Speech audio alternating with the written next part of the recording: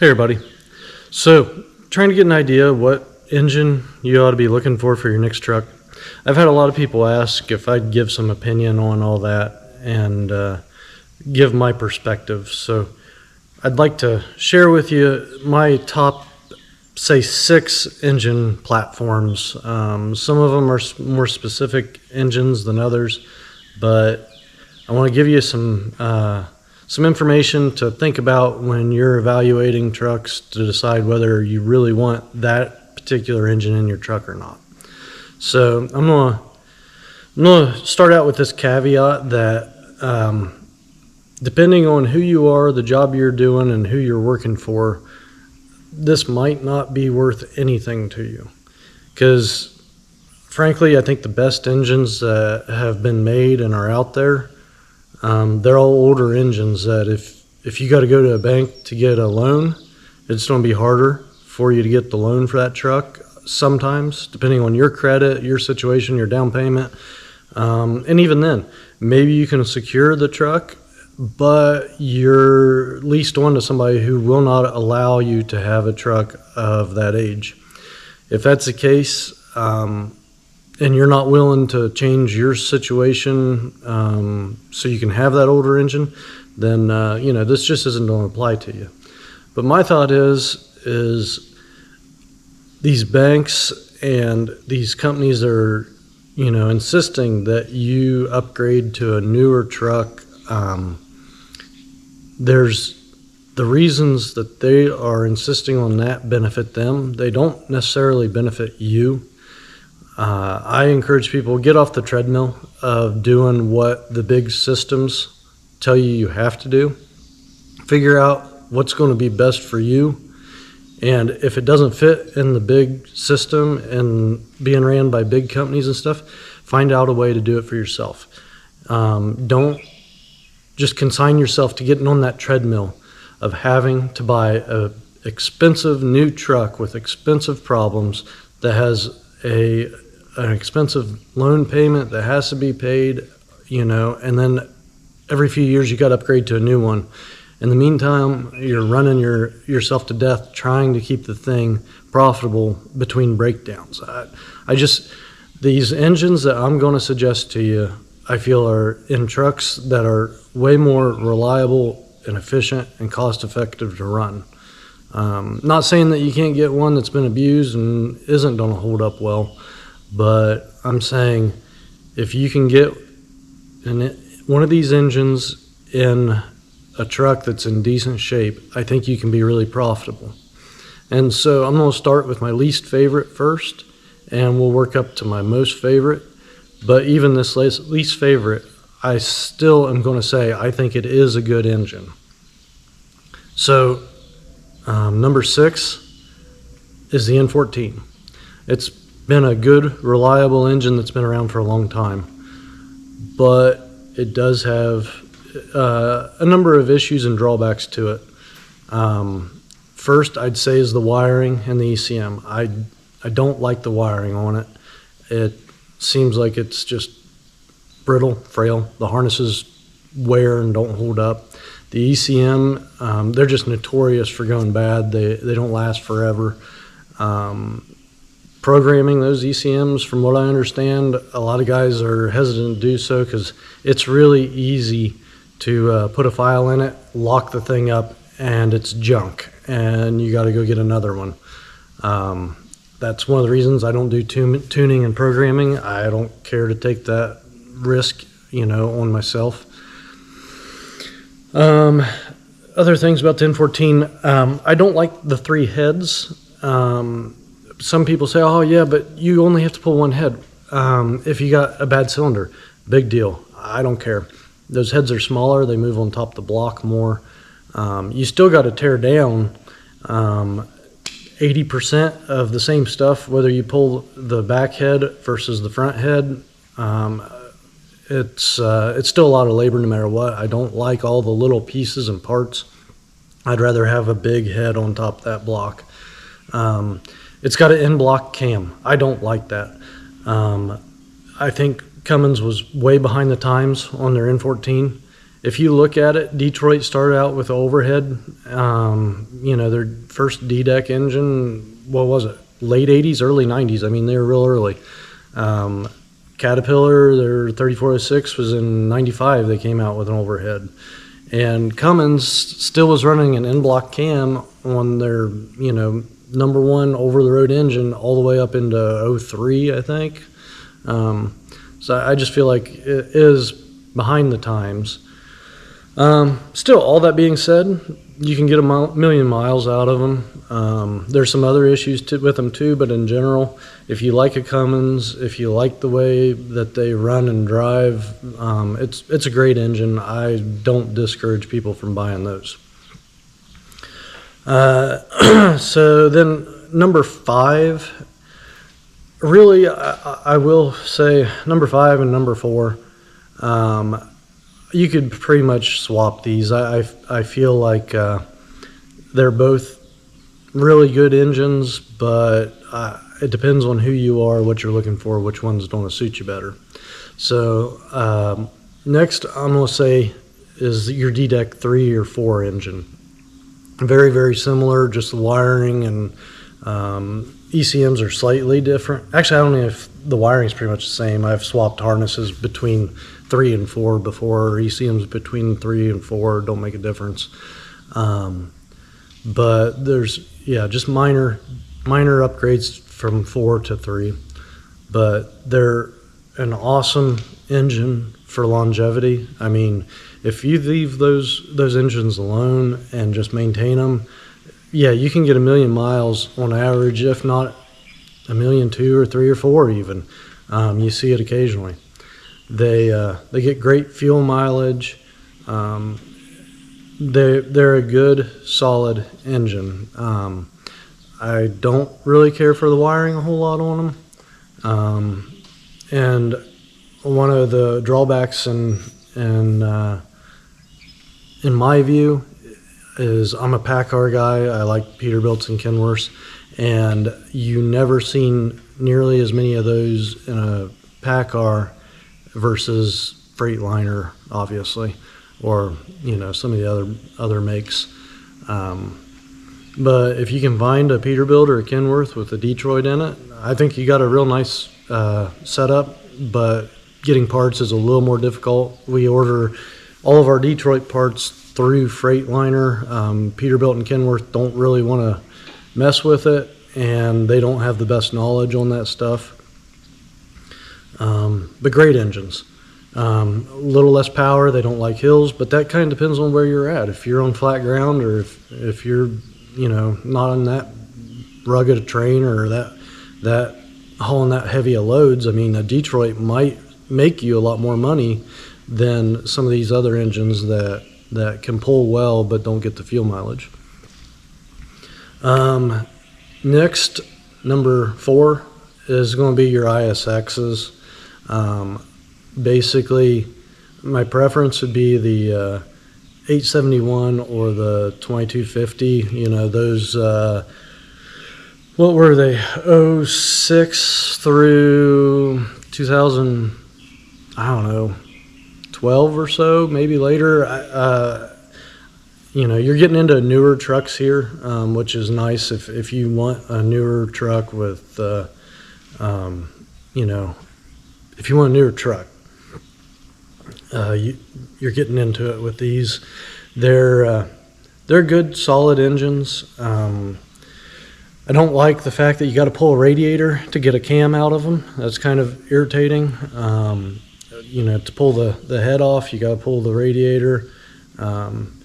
But maintain them well, and they last a long time.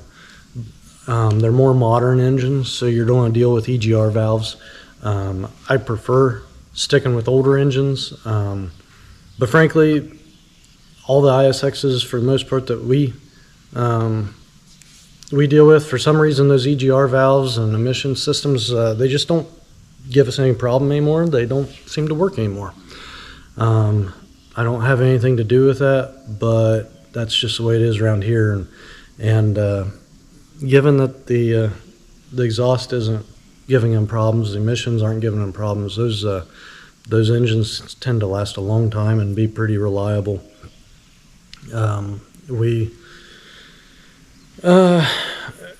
will say your 871s with the timing and metering blocks, a lot of times those things start, failing on you, giving you a little trouble over time, and they won't run as well and stuff. But it's not a real big deal. You can diagnose and replace those as needed. Good power. Don't quite have what Caterpillar has on the hills, but you can really get a lot of good power out of them, and decent fuel mileage. If you like a Cummins, go for it. All right, so let's get into my favorite engines. I think the best engine that you can buy is going to be a Cat, 3406 or C15. But number 3 on the list is going to be your 40-pin 3406E model.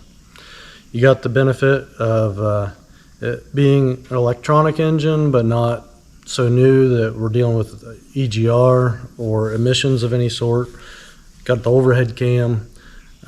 This was the first of Caterpillar's engines that I feel just really are. Caterpillar got it figured out, and they were on the right track. They got better with time, but this one, I'd be happy to have it. There's things I do to it to make it a better engine than what it was from the factory. These 40 pins, the cooling system was a little bit weak. I'd replace the single thermostat housing and everything with a dual thermostat setup, give you a little bit of insurance there. I would, and you can check out my other videos for more information on this, but I would tap into the block at number 5 and 6 and add a coolant line there to help flow around the number 5 and 6 cylinders. There's a problem there, but these engines, if you build them right, they're just pretty bulletproof. You got options for adding power that are really easy, upgrading your fuel pump and different stuff. Parts are available out there. And for the most part, on all these engines, parts are out there readily available. There's, except for during the whole COVID shortage and stuff, where everybody's running out of parts. Still, these are all modern enough engines that usually parts aren't a big deal. So we like the 40 pin, but better than that, I'd say the acerts, the twin turbos, starting, 04 going up to 07, the BXS, MXS, NXS. I like all those. Now, that is not the 08 SDP engine. Stay away from those. Those are a mess. But the acert engines were created due to emissions. Government was telling everybody, you got to meet these certain requirements, and Detroit and Cummins and everybody else is putting EGR systems on their trucks, and Cat didn't want to go to that extreme.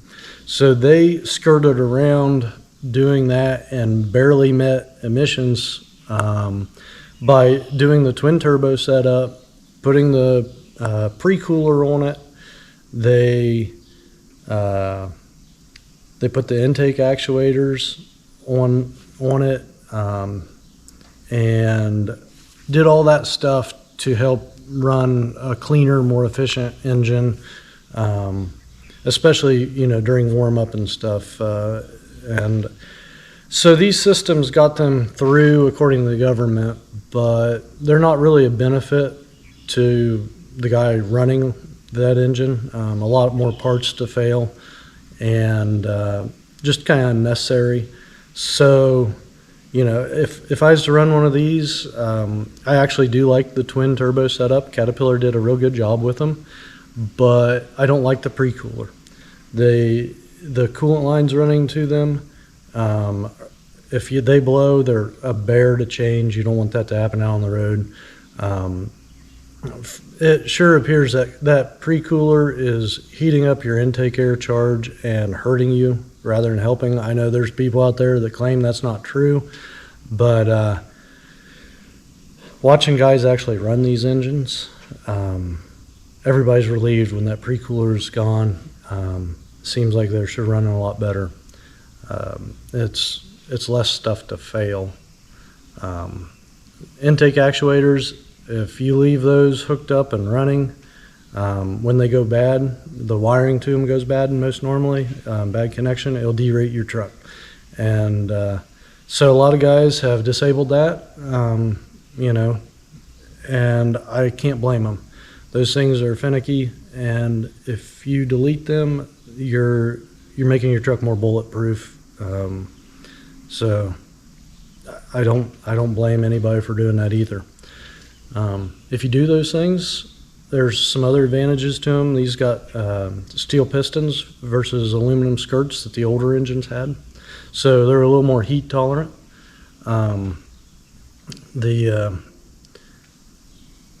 They also share a lot of the benefits that my favorite engine, #1 engine that I would encourage you to look for, and I think everybody knows what's coming, but yeah, everything from here on forward, I'd say the acert shares the benefit of what the early C15s and the 2WS E model engine, those are my #1 engine.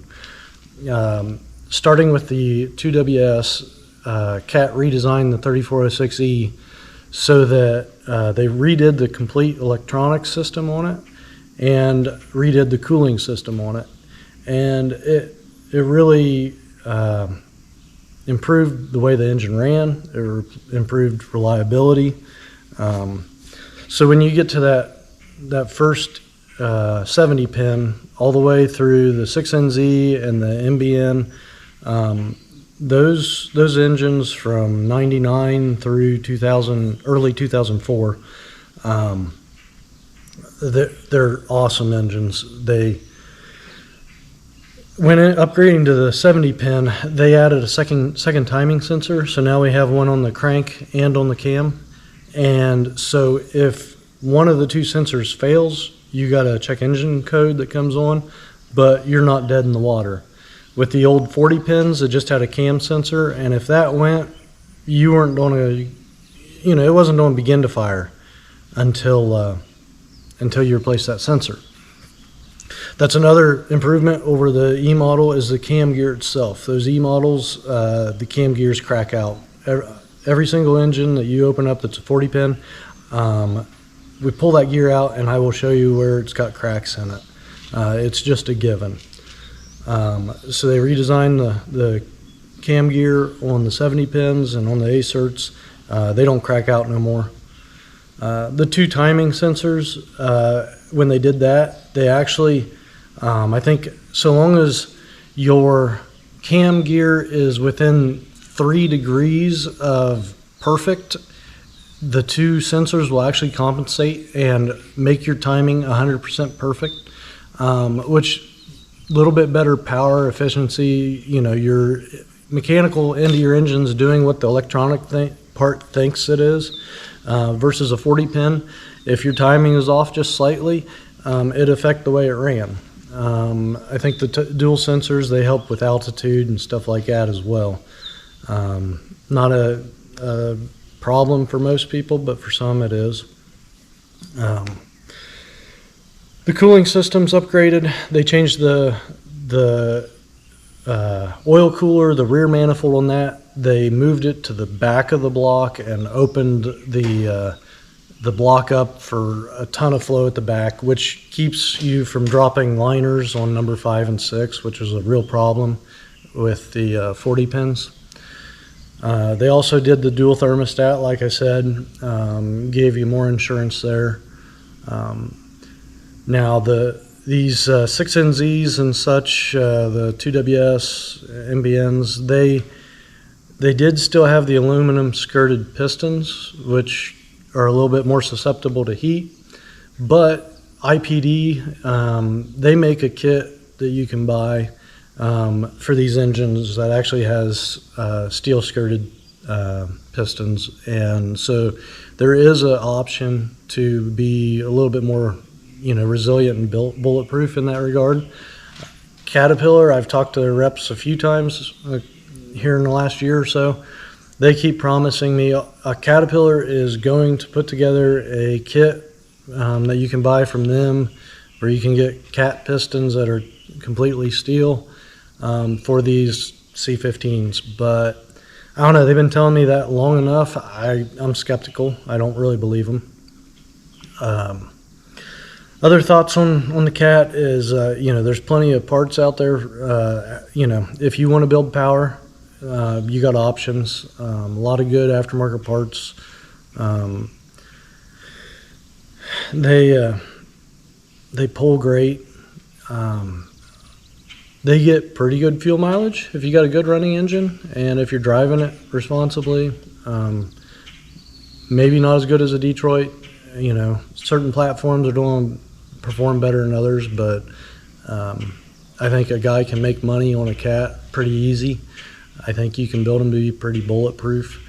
I like working on them. As a mechanic, I definitely have preferences on what I prefer to work on versus what I don't. I like working on Cats. A lot of these other engines I don't like, and I feel like they're inefficient to work on. They take longer to work on in a lot of areas than what I feel it should. So yeah, anyway, I'm sure I missed a bunch on this, but this is just letting you know where I stand as a mechanic on these older engines, what I feel's the best ones out there, and what's probably hopefully going to be the most profitable for you to run. Again, I know there's a lot I missed, so don't beat me up on missing stuff. This is off. This is just to be a summary. So thanks for watching. Check out my other videos for more information. And I'll keep putting more out there for you to get more in depth on these engines. Talk to you later.